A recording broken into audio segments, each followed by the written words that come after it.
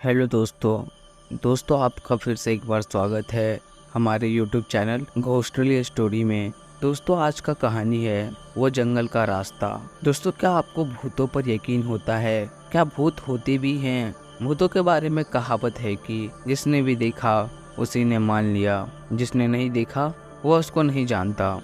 एक कहानी मेरे दोस्त ने मुझे सुनाई थी। शायद इससे कुछ हद तक हम जान सकते हैं कि भूत जैसी कोई चीज़ होती भी है या नहीं।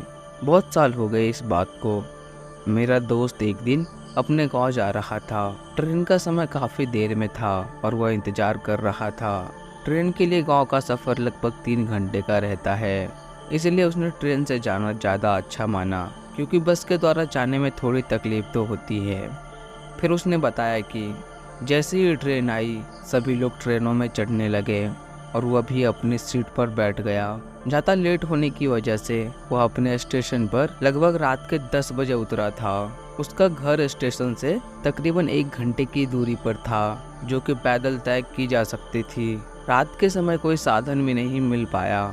बहुत ढूंढा लेकिन कोई साधन नहीं मिला। तो फिर उसने सोचा कि चलो पैदल ही चलते हैं। गाँव का रास्ता एक जंगल से होकर गुजरता था।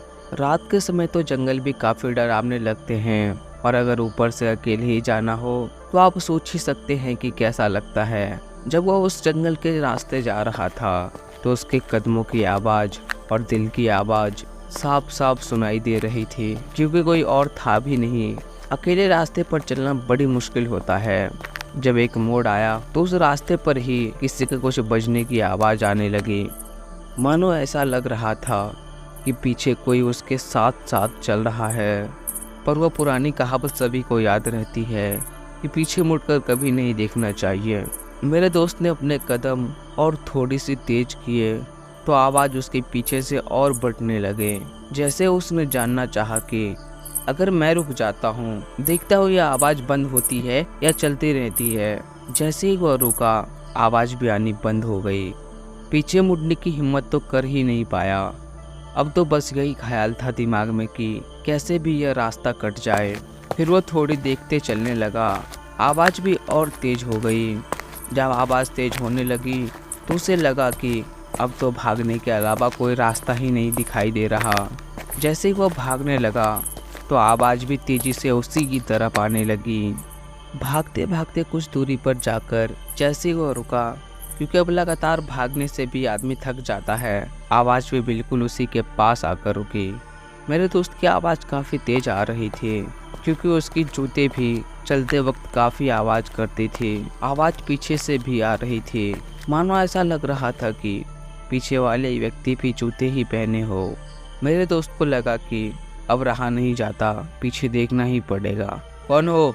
और जैसे ही पीछे मुड़ा, पीछे कोई भी नहीं था और अब उसके घर की दूरी लगभग 2 से 3 मिनट की बची थी और वह अपने घर पहुंच गया। और यह बात उसने अपने घर वालों को बताई और उन्होंने कहा कि तुम्हें रात को सफ़र नहीं करना चाहिए। अगर आते भी तो दिन में आ जाते। तुम्हें रात बिल्कुल सफ़र नहीं करनी चाहिए। पता नहीं कौन कहाँ पर किसका और कब इंतज़ार कर रहा है। इस बात को कोई नहीं जानता, लेकिन आज भी वह सोचता है कि उसके पीछे कौन चल रहा था जो दिखाई भी नहीं दिया। इस बात को सोचकर आज भी वो इतना डर जाता है कि शायद वह किस्सा उसके सामने अभी अभी खड़ा हुआ है।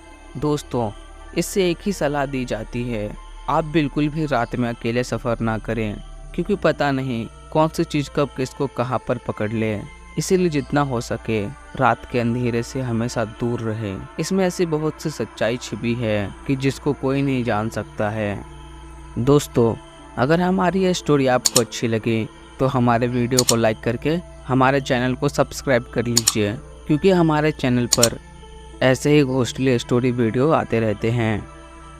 और दोस्तों, इस वीडियो को अपने दोस्तों में शेयर ज़रूर करें। मिलते हैं जल्द एक नई कहानी के साथ।